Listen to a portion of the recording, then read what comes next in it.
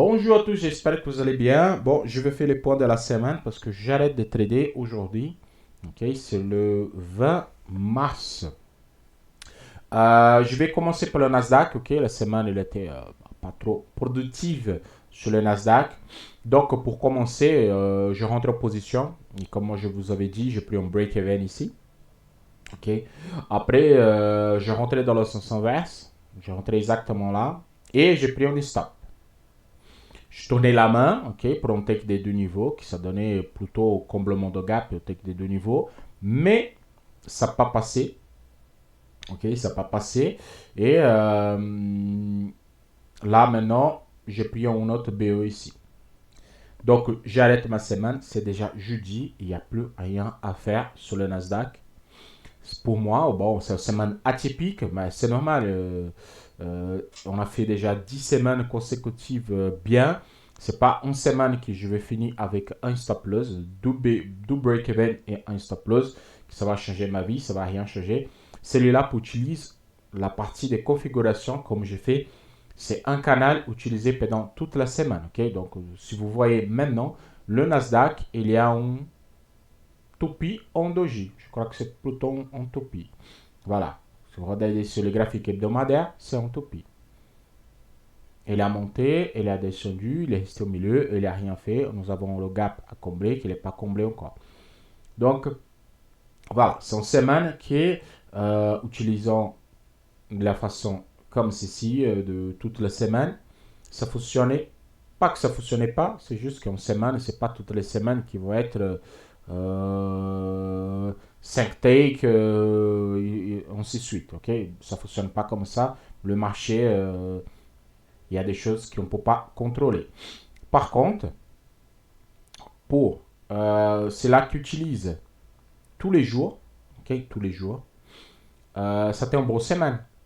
Pour ceux qui font le canal d'ouverture, ils en ont note tous les jours. Par exemple, là, vous prenez les 4 premiers chandeliers ici, les 4 premiers là,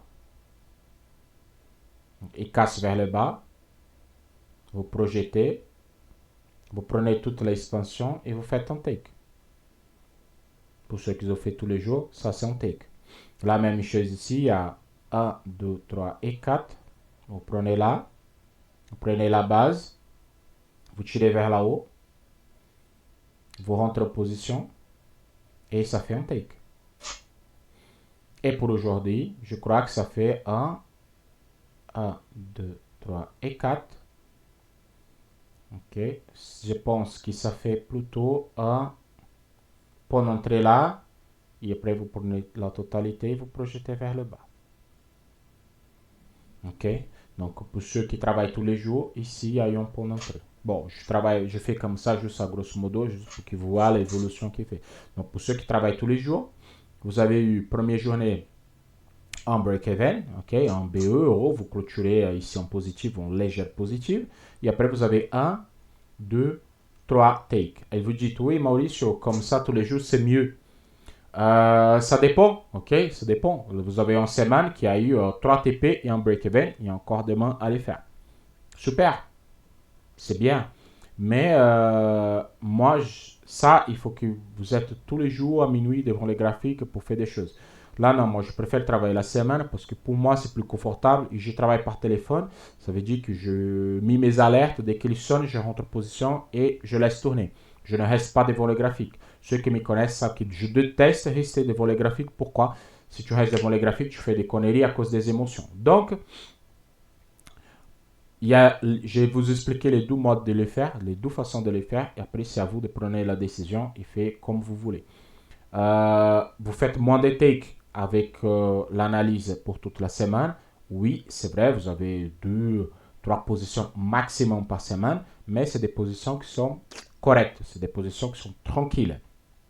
Ok? Et c'est tout. Le Nasdaq, j'arrête pour aujourd'hui. Le gold, le SHA-USD. Donc il charge. Je ne sais pas pourquoi ça prend du temps pour charger. Bon, le gold, c'était simple. Ok, il y a eu deux positions, il n'y en a pas d'autres. Donc, il y a eu un casse vers le bas ici. Il y a eu canal d'ouverture zone neutre, casse vers le bas. J'ai fait les dessins, pour être plus simple. Canal d'ouverture, zone neutre, il y a eu un casse vers le bas, j'ai pris le stop là. Ok, j'ai tourné la main pour un take 2. 1, take 2, 2. Et le stop plus bas. Donc ça veut dire que j'ai pris mes stops, j'ai comblé mon stop et j'ai fait un take. Ça veut dire que je suis en positif. Et à partir de là, il n'y a plus rien à faire. Donc c'est une semaine qui est une semaine en positif quand même. C'est la 11e semaine qu'on finisse le gold en positif. Mais ce n'est pas la meilleure semaine du monde. Pourquoi? On a eu un seul. On a eu deux trades et un trade positif qui a comblé. Donc on léger bénéfice. Et c'est pas grave non plus. Par contre, au début de la semaine, si vous prenez mon vidéo de lundi, vous allez voir que moi j'ai dit, nous allons arriver sur 3000. 3050 $, c'est exactement cette ligne-là. On était là, et moi j'ai dit, si cette semaine elle tourne vers là haut, on va jusqu'à là. Et il est venu carrément. Regardez, il est là. Ok, il est exactement ici. Avant, comme j'ai expliqué pour ceux qui me suivent, ça fait un bon moment. Ici, on avait un trade. On avait là. Ok, on dépasse. On prenait cette mesure. On projetait vers le bas ici. Tac. Ici, on a eu une position. Là, ça donne un stop. On tournait la main pour un take des deux ici. Ça, c'est la méthode quand j'ai commencé à l'ancien. On a utilisé les lignes hebdomadaires pour prendre le point de retournement de marché et profiter de ce retournement pour travailler des lignes. On allait d'une ligne hebdomadaire jusqu'à l'autre. Okay?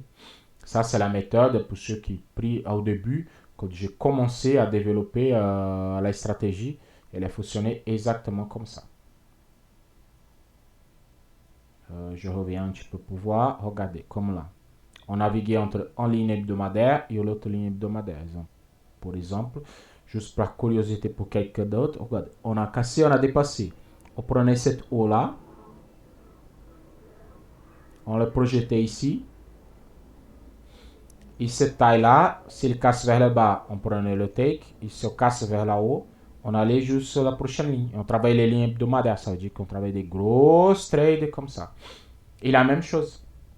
Ça te fait la même chose comme avant. Regardez, voilà. Si il touche, il rebondit vers le bas, on trace les lignes, on passe vers là-haut. Et là, on avait cette zone-là et cette zone-là de taille. Si elle est cassée vers le bas, on rentre en vente jusqu'au retour de la ligne. Si elle est sortie vers là-haut comme là, ici par exemple, on allait jusqu'à la prochaine. Donc là, il vient ici, teste, et on rentre en bail, il teste, il sort par là-haut, il va jusqu'à la prochaine ligne. Ça, c'est la méthode à l'ancienne. Voilà. C'était comme ça que fonctionnait avant, mais on évoluait pour le cycle. Le cycle il est beaucoup plus efficace parce qu'on peut voir plusieurs trades par semaine. Donc pour le gold, c'est simple. On a eu voilà, notre stop, notre take de deux niveaux, que ça fonctionne toujours. Et là, semaine clôturée.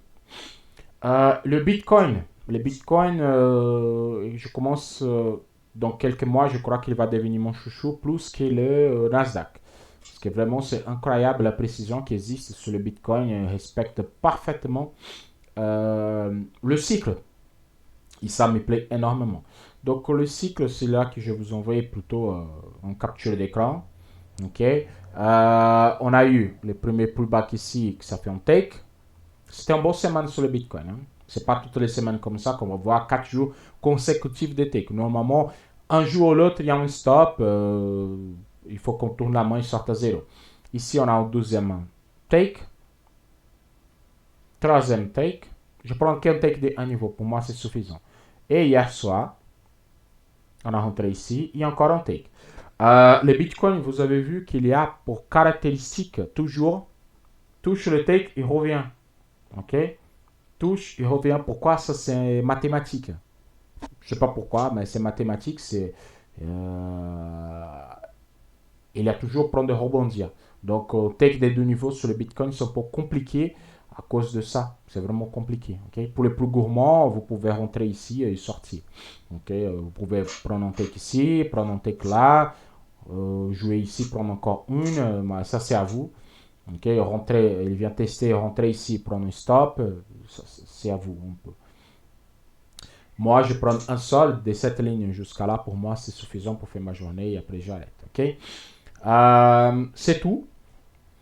C'est l'évolution de la semaine. Demain, je ne trade pas. Ce soir, je ne prends pas de Bitcoin, je ne prends pas de tout. Après 4 takes consécutifs, donc c'est largement suffisant. Okay? Ça, c'est une bonne stratégie pour ceux qui veulent valider des profils. Par contre, il faut voir le mental. Je dis bien, il faut voir la tête pour faire ce type de trade. Rentrez, take. Si vous rentrez, vous prenez un stop, vous tournez la main, vous comblez, vous sortez à zéro. Tout simple. Ou vous faites un take, ou vous sortez à zéro, ou si vous rentrez là, vous prenez un stop. Je vais faire le dessin, c'est plus simple. Par exemple, vous rentrez ici, il évolue, toc, stop. Vous rentrez, take, sortez à zéro. C'est bon, c'est une journée à zéro, magnifique. Vous rentrez ici, take. Vous arrêtez votre journée. OK. Troisième option, vous rentrez là, stop. Vous rentrez là, stop. Vous arrêtez votre journée. Deux stop, on arrête notre journée. Si vous faites ça, j'étais avec un ami sur le téléphone, on en parlait exactement de ça, j'ai fait tous les tests. Et moi, je peux vous dire que si vous utilisez exactement comme je viens de vous dire ici, vous arrivez à valider un profil. Ça prend à peu près 4 semaines.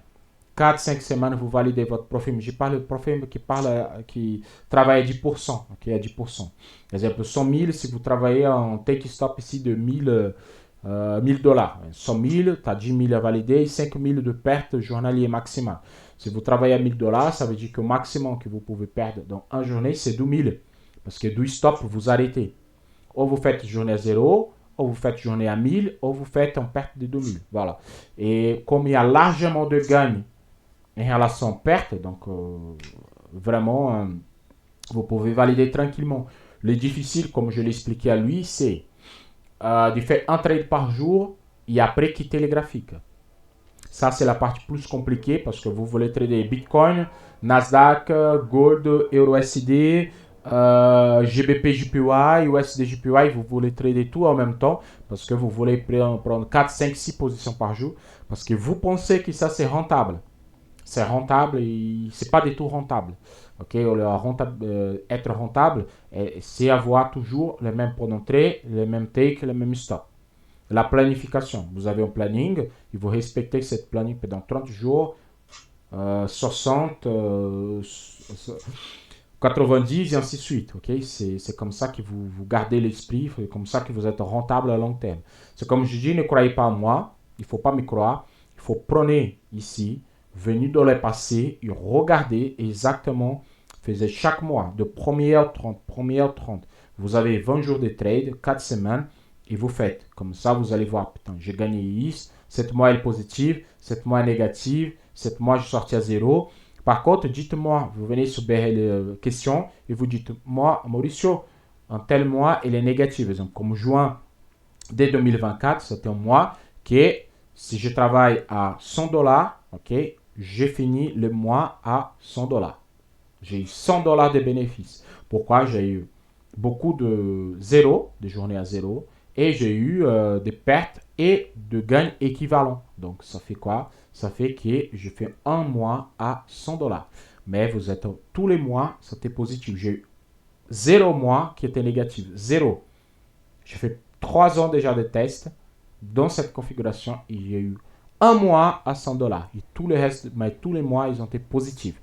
Et si pendant 12, vous faites un mois à 100 $, c'est rien. Le pas bon qu'on finit en négatif. C'est dur de travailler un mois, il fait 100 $. Vous faites des gains-pertes à 100 $, mais c'est un mois positif. Donc, c'est tout que je voulais vous dire. Je souhaite à tous un bon week-end. Okay? Moi, j'arrête de travailler cette semaine.